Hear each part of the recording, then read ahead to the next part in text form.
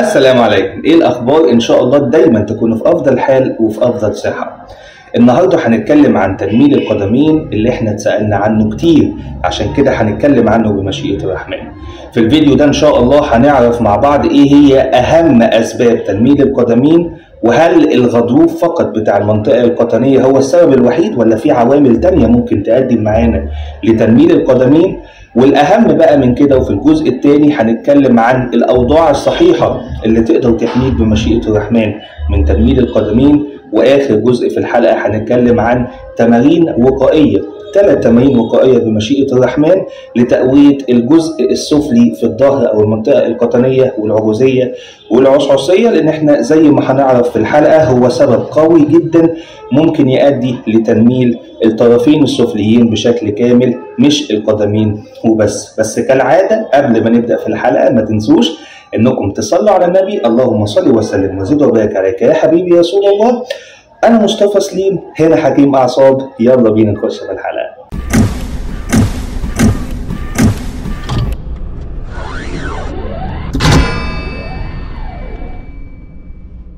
احنا اتكلمنا قبل كده وقلنا ان العصب بيتكلم معانا ب3 لغات، اما الوجع، اما التنميل، اما الحرقان.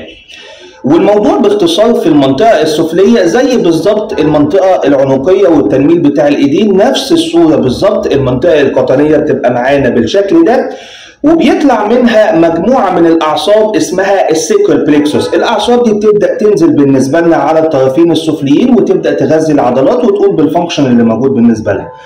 واحنا كمان عرفنا قبل كده ان احنا طالما عندنا وجع في العصب بنسبة كبيرة جدا بيكون عندنا انترابمنت، يعني بيكون عندنا ضغط على العصب ده.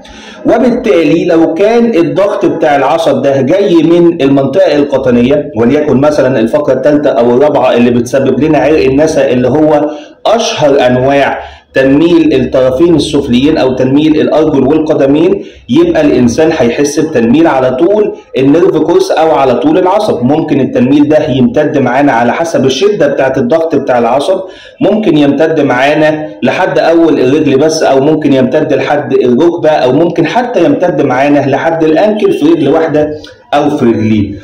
وممكن كمان ان لو العصب ده اتضغط عليه في المنطقه بتاعت البلفيك او منطقه الحوض، خاصه عند اخواتنا السيدات لان هم ساعات بيعانوا من مشكله معينه اسمها بلفيك تيلتنج، ممكن كمان يضغط بالنسبه لنا على العصب، وبالتالي يسبب لنا تنميل او وجع او حرقان، وتظهر نفس الاعراض اللي المريض بيعاني منها.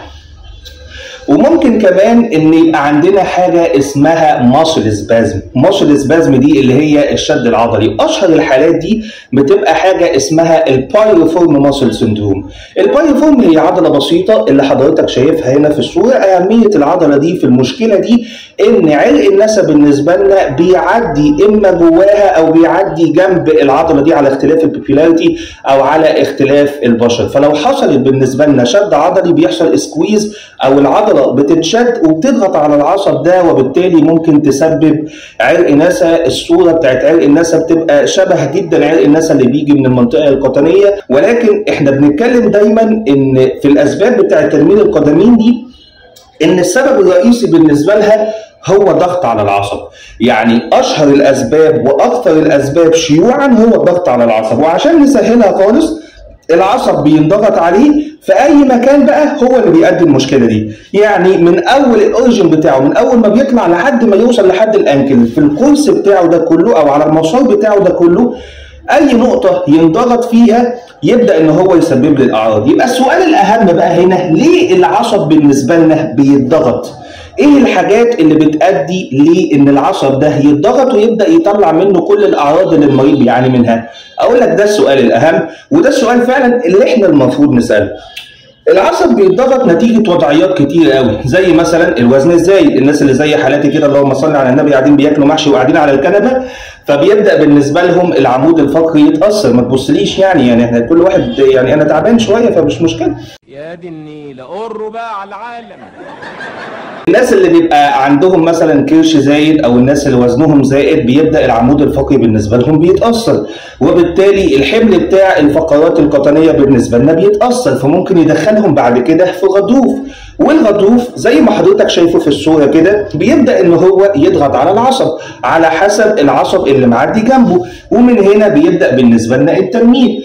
زائد كمان المشاكل بتاعت العمود الفقري بقى اللي احنا اتكلمنا عنها بشكل كامل، وخاصة هنا في المنطقة القطنية، غضروف في المنطقة القطنية او الشد العضلي في الباراسباينال ماسلز او العضلات اللي بتبقى حوالين العمود الفقري، الانزلاق او التزحزح في الفقرات، ان الفقرة تبدأ ان هي تتحرك من مكانها نتيجة بقى اي وضعيات غلط، نتيجة اهمال في الكشف او في العلاج، نتيجة لا قدر الله حادث، نتيجة اي سبب، نتيجة هشاشة العظام، نتيجة اي سبب إن كان، او حتى كمان ممكن تحصل في الفقرات العصعصيه او الفقرات العجوزيه وهكذا.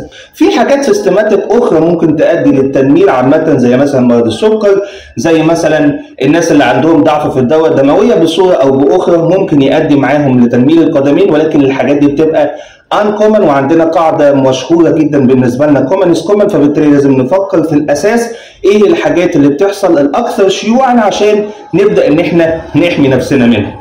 طيب هل احنا نقدر بقى ان احنا نحمي نفسنا من تنميل القدمين ده؟ اقول لك تقدر جدا، تقدر جدا بخطوات بسيطه جدا جدا جدا. لو انت قدرت تحافظ على الثلاث حاجات في جسمك يبقى انت كده حميت نفسك من تنميل القدمين. لو انت قدرت تحافظ على المنطقه القطنيه بالنسبه لك سليمه وما اثرتش عليها بلود غلط او بحركات غلط او بمجهود زياده عن اللزوم، هتقدر تحمي نفسك من تنميل القدمين. لو انت حافظت على قوه الاعصاب بتاعتك هتقدر تحمي نفسك، لان العصب هيقدر يتحمل زياده عن الناس اللي عندهم ضعف عصب. الاكسونز او الالياف العصبيه بالنسبه له هتبدا ان هي تستحمل اكتر، حتى في ظروف الشغل اللي انت بتبقى فيها تقدر الاعصاب ان هي تستحمل بالنسبه لك. ورقم 3 العضلات بالنسبه لك بتبقى مهمه جدا جدا جدا ان انت تحافظ فيها على حاجتين، على السترينث اللي هي قوه العضلات، وعلى الانديورنس اللي هي قوه تحمل العضلات. والمصطلحين دول مهمين جدا جدا جدا عشان تقدر تحمي نفسك في حاجات كتير او عشان تحافظ على الجسم بشكل كامل. الماسل سترينث والماسل انديورنس. الماسل سترينث اللي هي قوه العضله، الجهد اللي مبذول من العضله، انما الماسل انديورنس هي قوه التحمل بتاعت العضله، والاثنين بيبقوا مختلفين عن بعض. طيب اقدر ازاي بقى ان انا اعمل كل الكلام اللي احنا قلنا عليه ده؟ تعال نمسكهم واحده واحده ببساطه شديده قوي قبل ما نتكلم عن تمارين وقائيه تقوي عضلات يعني وهكذا.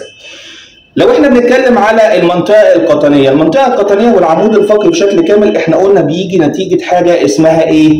حاجه اسمها ميكانيكال ديس اوردرز او اوفر يوز او وضعيات غلط. يبقى انت لازم انك تستخدم ظهرك صح. ارجع للحلقه بتاعت ازاي تقدر تستخدم ظهرك، هسيب لكم الاي بتاعها او هسيب لكم اللينك بتاعها هنا او هنا بمشيئه الرحمن، ولكن خلينا نتكلم في الموضوع ده بشكل مختصر شويه. انت دلوقتي قاعد على اللابتوب، يبقى تقعد كده بدل الوضعيه الغلط اللي انت بتشوفها دايما دي. لو انت سايق وقاعد يبقى انت المفروض تسوق بالشكل ده، ما تسوقش بالشكل ده الغلط اللي احنا بنشوفه دايما. لو انت مثلا ماسك التليفون، مع ان التليفون بيخاطب المنطقه العنقيه بشكل اكبر ولكن كمان بيأثر على المنطقه القطنيه، فالمفروض تمسك التليفون بالشكل ده، ما تمسكهوش يا اما موطي يا اما رافع ظهرك. لو انت او لو حضرتك ست البيت وبتشتغلي، بالنسبه لنا عندنا شغل في البيت، بنطبخ، بنعمل اي حاجه، لازم نحافظ على قوام الظهر ممشوق. لو احنا هنوطي ما نوطيش لفترات طويله، ولو احنا بنبذل شغل يعني بنعمل مجهود بالنسبه لنا، يبقى احنا على الاقل كل نص ساعه نريح 5 دقائق. ال5 دقائق دول مهمين جدا جدا جدا عشان اعمل حاله ريفريشمنت للاعصاب والعضلات اللي بتبقى موجوده معايا في المنطقه القطنيه. حلو الكلام؟ حلو الكلام. يبقى الوضعيات بالنسبه لنا بتبقى مهمه جدا جدا جدا جدا، وانا شرحت الموضوع ده وهنشرحه تاني بمشيئه الرحمن في حلقه تانيه، لان الموضوع ده يطول شرحه عشان الفيديو وقته ما يطولش. طيب في حاجه مهمه تانيه كمان لازم تقدر او لازم تاخد بالك منها، وهو الاكل.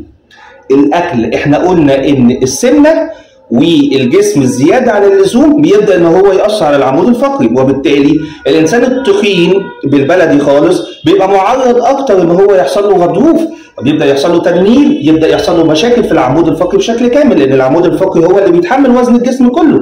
وبالتالي لازم ان انت تبدا تحافظ على اكلك، وخليك هنا حاجه اسمها جرين مان. جرين مان ده الرجل الاخضر، مش اللي هو جريت هارت، لا، ان انت تحافظ على الخضار والفاكهه في اكلك. ابعد عن الاكلات بتاعت الشارع، اكلات الفاست فود، وان كانت غلط اصلا فانت كده كده بتعمل دايت رباني يعني، بس حافظ على الخضار والفاكهه، حافظ دايما على الخضار، حافظ دايما على الخضار بكل انواعه، دايما بيبقى مفيد. مش هقول لك حاجات معينه، مش هقول لك سبانخ، مش هقول لك كوسه، مش هقول لك الحاجات اللي بتبقى فيها حديد وبس، لا، لو انت حتى ما بتحبش الحاجات دي، عندك كل انواع الخضار بتبقى مفيده جدا، الفاكهه كمان بتبقى مفيده جدا جدا جدا. طبق السلطه بالنسبه لك بيبقى مهم قوي، وهنتكلم احنا ان شاء الله بمشيئه الرحمن الاسبوع ده عن فوائد طبق السلطه، وهنتكلم في فيديو تاني بمشيئه الرحمن عن ايه الاكلات اللي انت ممكن تقدر تقوي بيها الاعصاب بالنسبه لك. فالاكل بالنسبه لك بيبقى مهم جدا عشان تحافظ على وزنك، ومنه تقدر تحمي نفسك من الوضعيات الغلط، او ممكن تقدر تحمي نفسك منه كمان من كل الاعراض اللي احنا اتكلمنا فيها النهارده. يبقى معانا اخر حاجه بالنسبه لنا، وهي 3 تمارين وقائيه. ال3 تمارين دول بيبقوا مفيدين جدا جدا جدا عشان بيحافظوا على الكوردينيشن، او بيحافظوا على العضلات بتاعه اسفل الظهر ده. فتعالى نسمع مع بعض دلوقتي. ال3 تمارين دول تمارين سهله وبسيطه، مش هتاخد من وقتك حاجه، ويفضل كمان ان انت تعمل بعدها كمادات الميه الدافيه زي ما بنقولها دايما. وزي ما بنقول دايما برضو ان التمارين دي بتبقى مخاطبه الناس الاصحاء. لو احنا عندنا تنميل في القدمين لازم نروح نكشف عند طبيب المخ والاعصاب عشان نعرف الضغط بالنسبه لنا منين، من خلال اسم العصب، من خلال الاشعه او الاشعاعات الMRI او الاشعه السينيه او حتى المقطعيه، عشان نبدا نعرف ايه المشكله اللي موجوده عندنا بالظبط، وبالتالي تشوف الحل بتاعها، اما الكونسرفاتيف تريتمنت اللي هو العلاج الطبيعي، او لا قدر الله في الحالات الشديده قوي بتبقى الجراحه، ثم بعدها العلاج الطبيعي. يعني العلاج الطبيعي كده كده معاك، واحنا لابسين فيك وعلى راسنا ومشرفنا، وربنا يجعلنا دايما سبب في الشفاء. فاحنا دايما بنتكلم ان التمارين دي تمارين وقائيه، دي ما بتكونش علاج، ولازم بنقولها دايما عشان الناس بتتلخبط جدا ما بين التمارين الوقائيه والتمارين العلاجيه. الناس اللي بتحس بتنميل في القدمين تروح تكشف عند طبيب المخ والاعصاب، ان شاء الله يبقى الموضوع بسيط، وبعدها تروح لدكتور العلاج الطبيعي. الناس الاصحاء الريسك فاكتورز اللي هم كلنا، نشوف مع بعض التمارين دي دلوقتي. اول تمرين بالنسبه لنا وهو البريدجنج اكسرسايز. تمرين ياما شرحناه، بتنام فيه على ظهرك وبتبدا ان انت تتني رجليك الاثنين وترفع وسطك لفوق. تقدر تعمل التمرين ده 3 مرات في اليوم، المره الواحده 10 عدات، ولو عايز تزود مفيش اي مشكله. ده تمرين بيفيد كل حاجه في المنطقه القطنيه واسفل الظهر بشكل كامل، فده تمرين مهم جدا. تاني تمرين معانا شبه التمرين الاول، بس احنا هنا ما بنرفعش الوسط، لا بالعكس، ان احنا بنتني رجل وبنفرد التانية، بنعمل استرتش وبنعمل استطالة. تفضل في الوضعية دي لمدة 10 ثواني وتريح، وبعد كده تبدل على الرجل التانية. وبرضه تقدر تعمل التمرين ده 3 مرات في اليوم، المرة الواحدة 10 عدات، ولو عايز تزود مفيش اي مشكلة. واخر تمرين بالنسبه لنا، انا قصدت اجيب الصوره دي لان التمرين ده كمان بينفع لاخواتنا الحوامل. احيانا كتيره بيكون عندهم عرق نسا وتنميل في القدمين نتيجه الحمل الزائد اللي هو الحمل، والبيبي الصغنن اللي قاعد يلعب في البطن ده. فتقدر تعمل التمرين ده والوضعيه دي كمان، هتبقى مفيده جدا ومش هتاثر على الحمل بمشيئه الرحمن.